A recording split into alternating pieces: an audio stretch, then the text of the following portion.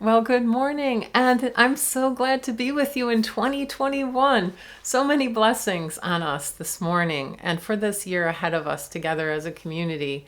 I'd like to introduce you to two things that will be a little different today in worship.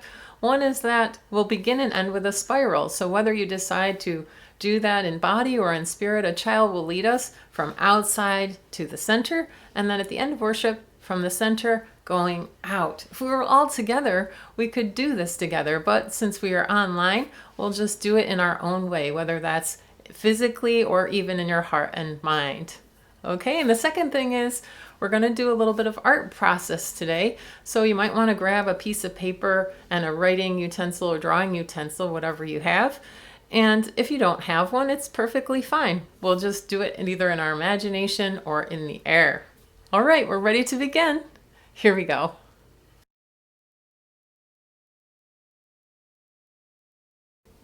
You and I, we make this beloved circle whole. So come join in. We've been waiting for you. Let's begin in love. Let's rise in our bodies or in our spirits and circle round the spiral from all the places where we are to come together again as the universe does in the center and in love. Today, our worship will focus on not turning away from suffering and really having that ongoing love for ourselves and for others. We'll sing together with Arnolfo, who will be leading us in building bridges as we go.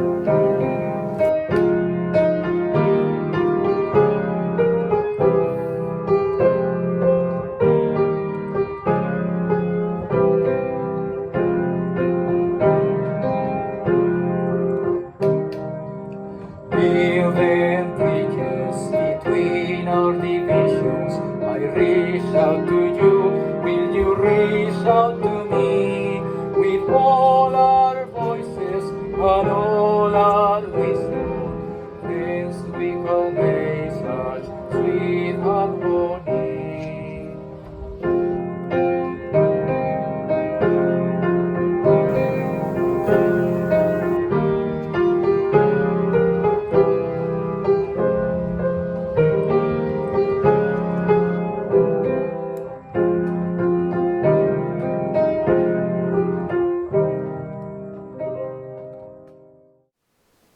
Now let us light the flame of our faith.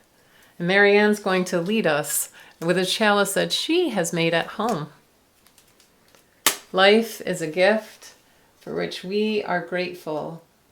We gather in community to celebrate the glories and the mysteries of this great gift.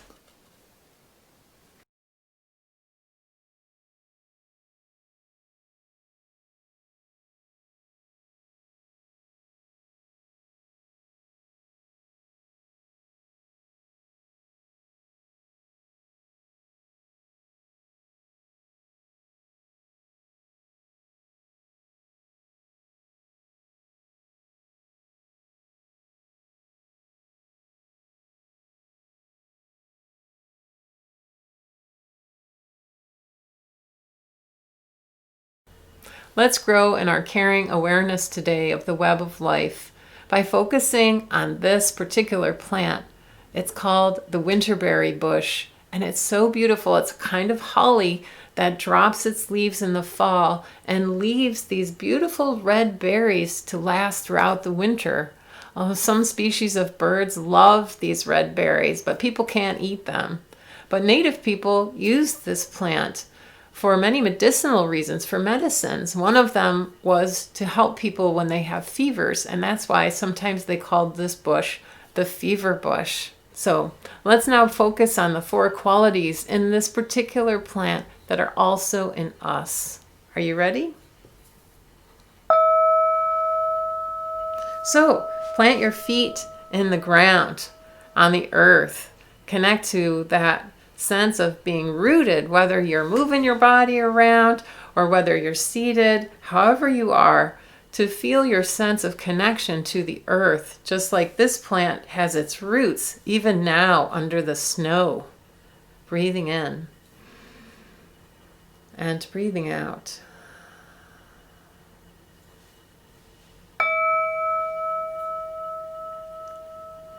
The second quality that this plant has that is in us is flow. So even though it may be still where it is, there actually is life flowing in it to keep it sustained all winter long.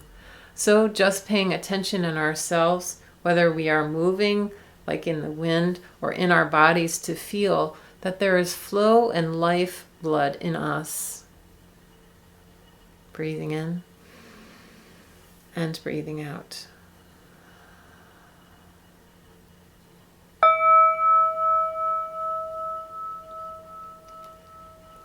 Now, to really take in this beautiful red berry of this bush, so you could hold your hands out like this, you could keep your whole body out, however it is, to express this freshness of this plant, because it lasts all winter long.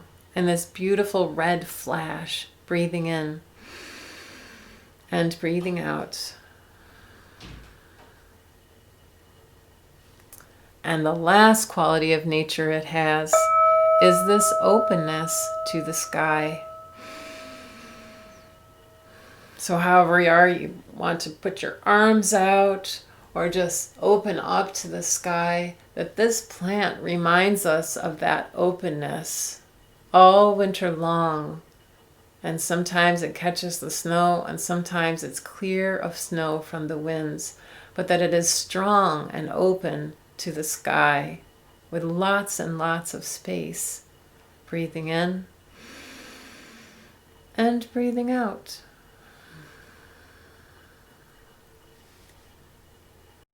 For our moment of inquiry today, I would invite you to consider, why do you think that one of the moms at First Unitarian, Wendy, and her son Caden would put out this candle and cookies on a street corner on New Year's Eve? Well, the answer has to do with recognizing and having reverence for our ancestry and the connection that we have in the interdependent web of life with people who came before us and what they really cared about in their lives and how they showed that ongoing turning towards love and protection instead of just ignoring suffering or other people's needs, especially kids. And here they are to explain it. So my grandmother was a crossing guard, the corner of Merchants and Wisconsin, for about 23 years, where she got to cross the students going to 52 school and Catholic school. And every year I come out here and I light a candle and I put out her favorite cookies just before New Year's, and light the candle. And I sit out here for a little bit, remembering her and knowing that she spent so many days of her life here every day, 3 times a day, because she would walk the kindergartners too. And she did this for 22 years. And they were like her family. I then return home and I create an altar of her favorite things to keep her memory alive. Our story today comes from Buddhism, and it is the story about the Buddha himself, how he became the Buddha and started Buddhism as a practice of not turning one's heart away from suffering and turning towards justice, equity, and compassion. And here are Olin and Hannah to help us tell the story. Siddhartha Gautama was a fine prince of parents who had kept him trapped in the palace because they believed that he would grow up to be either a holy man or a great and powerful leader. In the palace, growing up, he had all of the finest things, the finest education, the finest clothing, and suffered nothing. Over time, as he became an adult, Siddhartha wondered to himself, wonder what it is like outside these palace walls.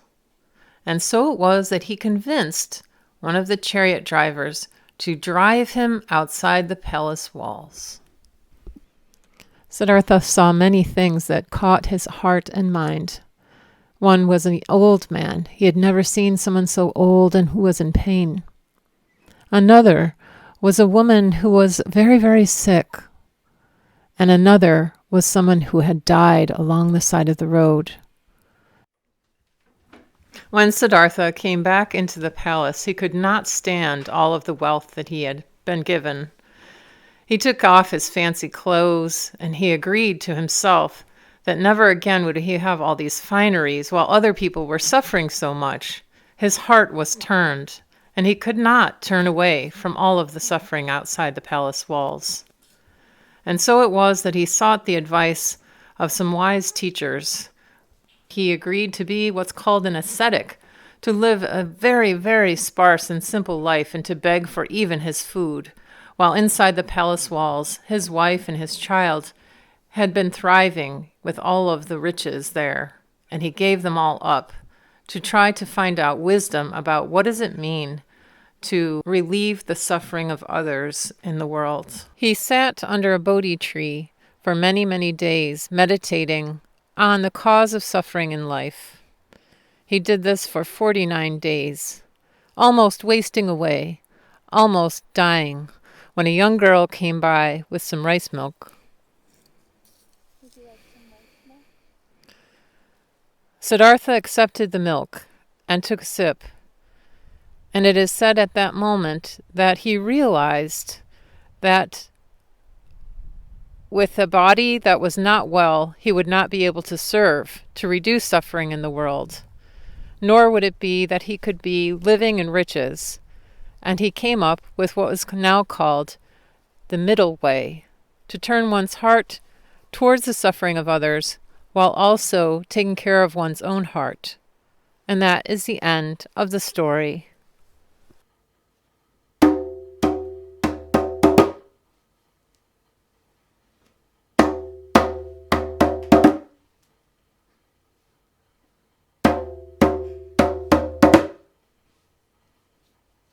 So now I would invite you, if you have a piece of paper and a writing tool, to take that out, or you can just prepare to do this in your mind and heart. And that is that if you draw a picture of a heart, what would you put in that heart? What in your heart has turned because of something that made you pause and care and pay attention to it in the world? So for me, I will be doing a picture about a woman who stopped me at the market last week and asked me a question because it really made my heart turn in terms of compassion. So when recently did your heart turn towards suffering? Somebody that was maybe in pain, or somebody who was sick, or somebody that needed something close by to you that helped you to really pay attention to that love that you could provide. Okay? And we'll just do this as we listen to Zia share a song from her heart.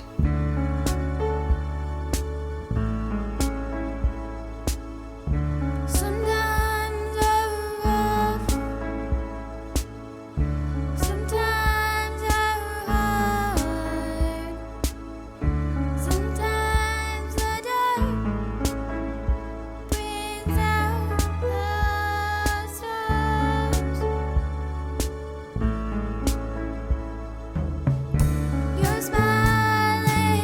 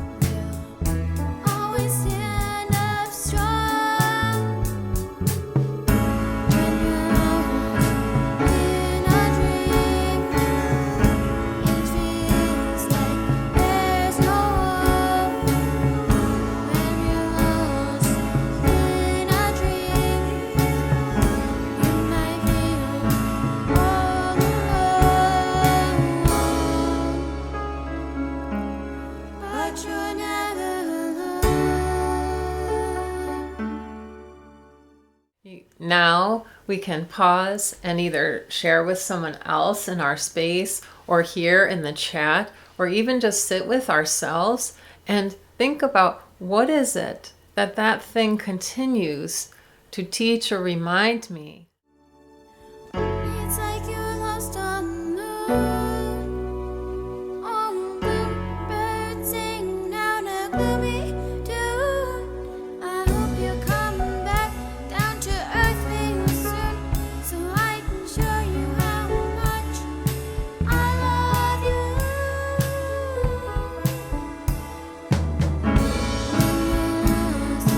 In a dream, it feels there's no one. When you're lost in a dream, you might feel all alone, but you're never alone.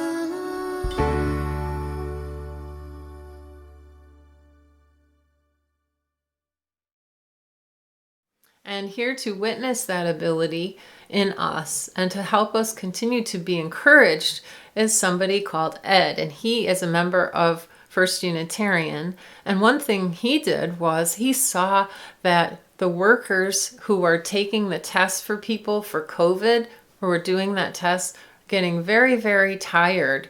And they need people to support doing that. So he moved forward and he decided that he was going to be at risk himself to be able to offer people that opportunity to be tested. So here's a picture of Ed all dressed up in protective wear, administering the test for other people, even though as a professional, he does not work as a frontlines worker. He's a teacher. So that's to give us encouragement that when we see a need in our community, however small or large, there are ways, if we're creative and we ask, that we can help. Thank you, Ed, for that service. So for our closing song, we'll sing the metta prayer from Buddhism. Are you ready? Remember, it begins with me. May I be happy, may I be well, may I be safe and sound. May I be peaceful, may I be at ease, with love in my heart and all around. To each other, may you be happy, may you be well, may you be safe and sound. May you be peaceful, may you be at ease, with love in your heart and all around. To everybody, may all be happy, may all be well, may all be safe and sound. May all be peaceful, may all be at ease, with love in our hearts and all around. Send out that love.